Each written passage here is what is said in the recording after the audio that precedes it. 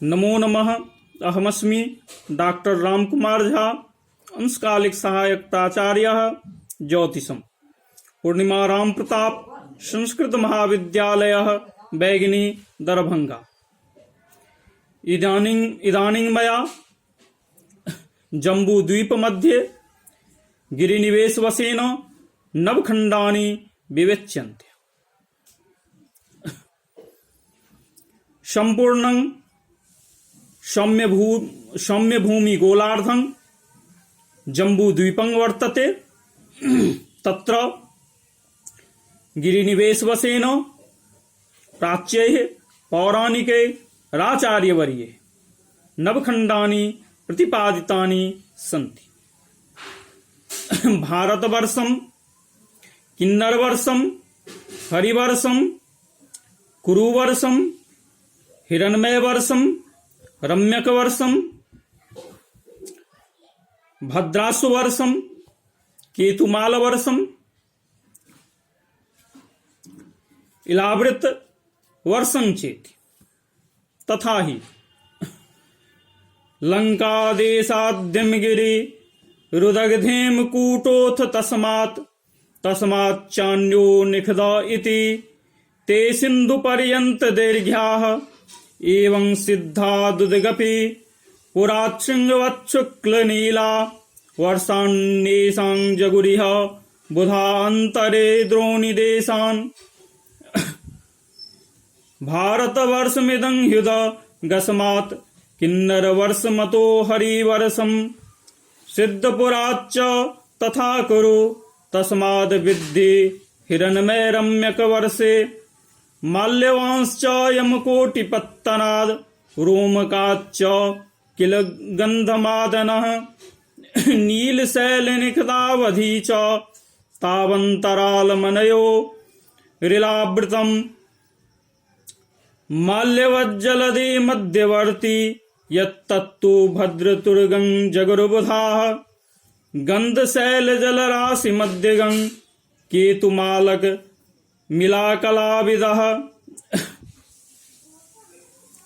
निखद नील सुगंध सुमाल्यके रलमिलावृत मा बभो अमरकेली कुलाय समाकुलं रुचिर कांचन चित्र महीतलम। अर्थात लंकादेशात् लंकास्थानात् उदग उत्तर दिग विभागे मेरुअभिमुखो हिमगिरिः हिमालय पर्वतोऽस्ति। तस्माद् हिमालयाद् उत्तर दिग विभागे मेरुअभिमुखो हेमकूटोऽन्यो द्वितीयः पर्वतो वस्थितोऽस्ति। तस्माद्धेमकूट पर्वताद् उत्तर भागे मेरुअभिमुखो अन्यस् तृतीयो निखद पर्वतश्चास्ति। ते उक्ताः पर्वता हिमालय हेमकूट निखदाख्याः सिंधु पर्यंत दैर्घ्याः लवण समुद्रोत्तर तटावधि विस्तृताः सन्ति। एतदुक्तं भवति। सौम्यभूमि गोलार्धं जम्बूद्वीपं मेरु यमकोटि रोमकगत परिध्यर्थ सूत्रकृत खण्डद्वयात्मकं वर्तते।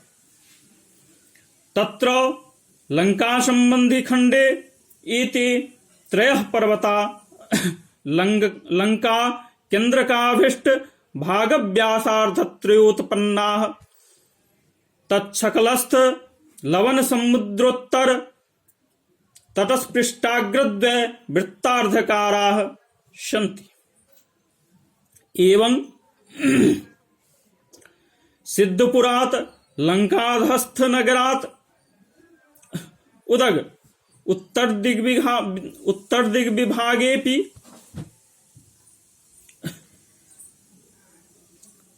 मेरुअभिमुखक्रमेण शृंगवत् शुक्लनीलास् त्रयः पर्वताः सिन्धु पर्यन्त दैर्घ्याः सन्ति।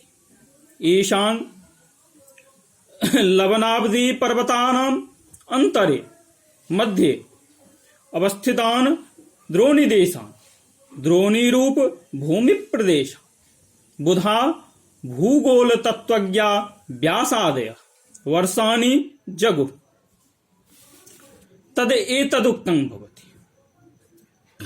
समुद्र हिमालयो रंतर्भूमि एकं वर्ष हिमालय हेमकूटयो रंतरं द्वितीयं हेमकूट निखदयो रंतरं तृतीयमिति लंका संबंधी खंडे वर्षत्रय तदितर खंडे समुद्र श्रृंगवतो रंतर्भूमि रेकम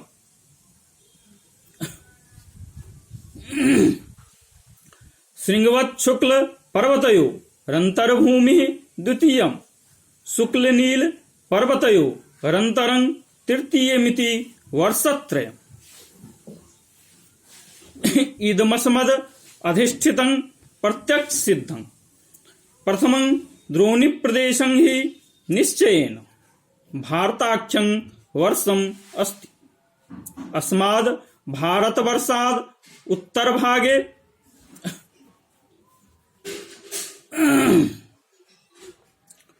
यद् द्वितीयं द्रोणी प्रदेशं तत् किन्नरवर्षम् अस्ति। अस्मात् किन्नरवर्षाद् उत्तरभागे यत् तृतीयं तद्धरी वर्षमिति लंकाधिष्ठित जम्बूद्वीप शकले वर्षत्रयमिति तथा एवमेव सिद्धपुराच्चापि ज्ञेयम् अर्थात सिद्धपुराधिष्ठित जम्बूद्वीप शकले यत् प्रथमं द्रोणी प्रदेश तत् कुरुसंज्ञं वर्षं विद्धि जानीहि। तस्मात् कुरुवर्षाद् उत्तरभागे यद्द्वितीयं तद् हिरण्मयसंज्ञं वर्षम् तस्मात् हिरण्मयवर्षाद् उत्तरभागे यत्तृतीयं तद् रम्यकसंज्ञं वर्षमिति जानीहि। यमकोटिनगरादुत्तरदिग्विभागे माल्यवान् पर्वतोऽस्ति तथा रोमकनगराच्च उत्तरभागे गन्धमादनः पर्वतोऽस्ति। तौ माल्यवद् गन्धमादनपर्वतौ च नीलशैलनिखदावधि नीलपर्वत निखद पर्वतावधि विस्तृतौ अस्ता एतदुक्तं भवति। यमकोटि संलग्न समुद्रतटान् मेरुअभिमुखे निखद नील पर्वतयो रंतरे माल्यवान पर्वतोऽस्ति। एवं रोमक संलग्न समुद्रतटान् मेरुअभिमुखो निखद नील प्रदेशान्तर्मितो गन्धमादनः पर्वतोऽस्ति। अनयोर माल्यवद गन्धमादनयो रंतरं भूम्यैकदेशरूपं मेरु मध्यकम इलावृत संज्ञं वर्षमस्ति। माल्यवद जलधि मध्यवर्ती माल्यवत पर्वत लवण समुद्रयो रंतस्थितं यद भूखंडं तत्तु भद्रतुर्गं भद्राश्वसंज्ञं वर्षं बुधाः पौराणिका भूगोल तत्वज्ञाः प्रोचु।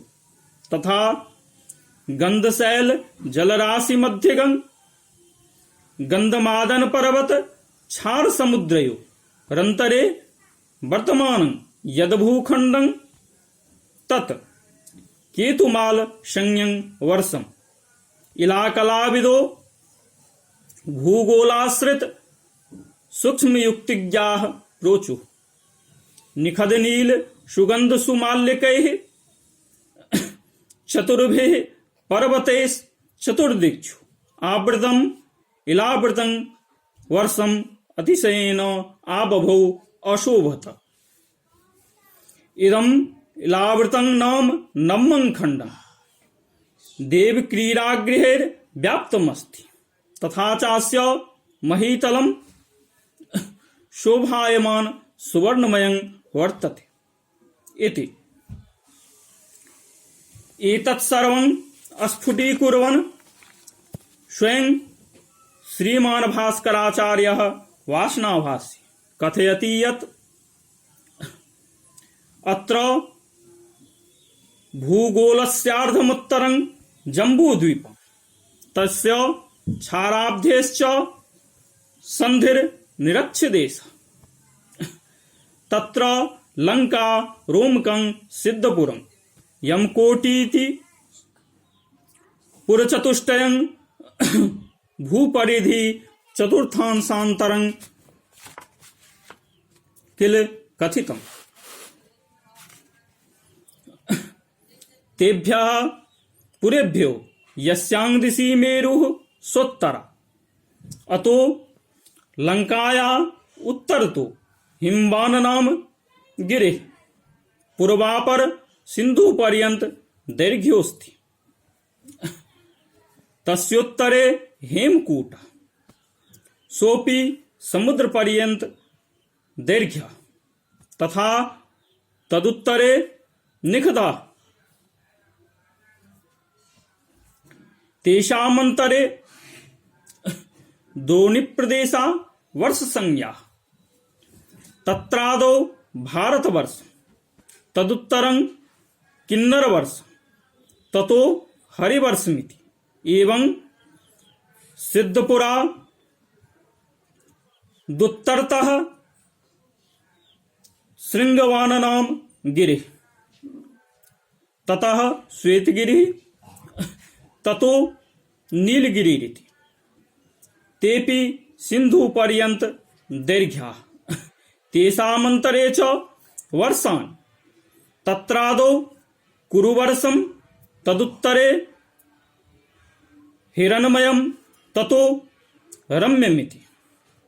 अथ यमकोटे रुत्तरतो माल्यवाननां गिरिः, स तु निखदनील पर्यन्त दैर्घ्यः, तस्य जलधेश्च मध्ये भद्राश्ववर्षम्। एवं रोमका दुत्तरतो गन्धमादनः, तस्य जलधेश्च मध्ये केतुमालम्। एवं निखदनील माल्यवद गन्धमादने रावृत मिलावृतं नाम नवमं खण्डं सा स्वर्गभूमि।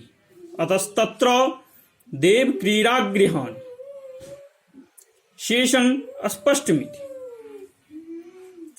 अथात्र हिंदी भाषायां अपि छात्राणां ज्ञान संवर्धनाय अर्थः प्रतिपाद्यते।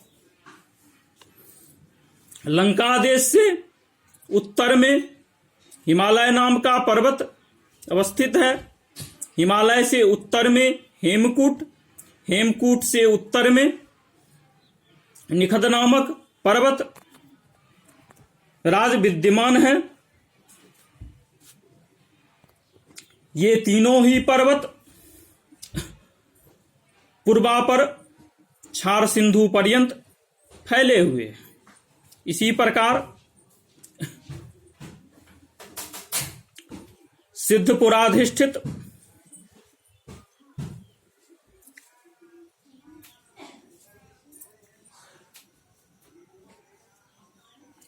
भूखंड मेरुअभिमुख भूखंड में भी समझना चाहिए।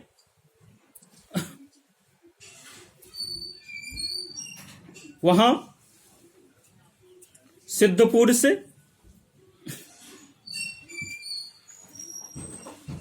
उत्तर में श्रृंगवान नाम पर्वत राज विद्यमान है। सिंगवान पर्वत से उत्तर में श्वेतगिरी अवस्थित है। श्वेतगिरी से उत्तर में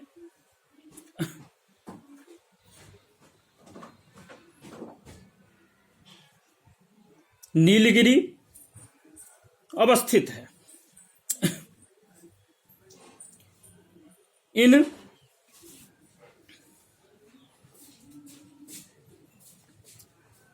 समुद्र और पर्वतों के बीच में द्रोणी देशों को अर्थात यहाँ बनने वाले दोने के आकार के भूखंडों को, भूमि प्रदेशों को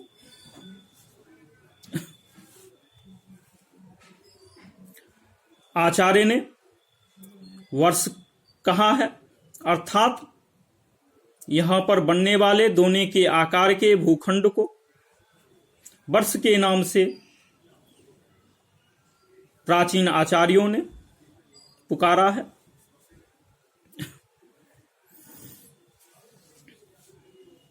यहाँ पर मेरुअभिमुख लंकाधिष्ठित भूखंड में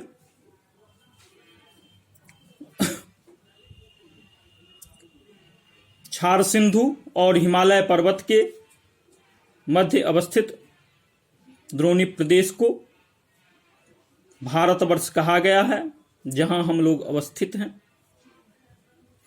हिमालय और हेमकूट पर्वत के मध्य अवस्थित द्रोणी प्रदेश को किन्नर वर्ष कहा गया है। हेमकूट और निखत पर्वत के मध्य अवस्थित द्रोणी प्रदेश को हरिवर्ष कहा गया है। इसी प्रकार मेरुअभिमुख सिद्धपुराधिष्ठित भूखंड में भी जानना चाहिए। वहां क्षार सिंधु और श्रृंगवान पर्वत के मध्य अवस्थित द्रोणी प्रदेश को कुरुवर्ष कहा गया है। श्रृंगवान पर्वत और श्वेतगिरी के मध्य अवस्थित द्रोणी प्रदेश को हिरण्मय वर्ष कहा गया है। श्वेतगिरी और नीलगिरी के मध्य अवस्थित द्रोणी प्रदेश को रम्यक वर्ष कहा गया है। यमकोटी नगर से उत्तर में माल्यवान पर्वत अवस्थित है और रोमक नगर से उत्तर में गंधमादन पर्वत अवस्थित है। ये दोनों ही पर्वत नील पर्वत और निखद पर्वत तक फैले हुए हैं। इन दोनों माल्यवान पर्वत और गंधमादन पर्वत के बीच अवस्थित मेरु अधिष्ठित भूमि प्रदेश को इलावृत वर्ष कहा गया है। माल्यवान पर्वत और क्षार सिंधु के मध्य अवस्थित भूमि प्रदेश को भद्रासो वर्ष आचार्यों ने कहा है। गंधमादन पर्वत और क्षार सिंधु के मध्य अवस्थित भूमि प्रदेश को आचार्य वर्यों ने केतु वर्ष कहा है। मेरु अधिष्ठित इलावृत वर्ष मेरु अधिष्ठित इलावृत वर्ष का भूखंड निखद पर्वत, नील पर्वत, गंधमादन पर्वत और माल्यवान पर्वत। इन चारों पर्वतों से चारों ओर से आवृत है, घिरा हुआ है।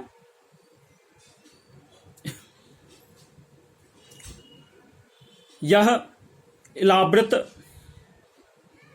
वर्ष का भूखंड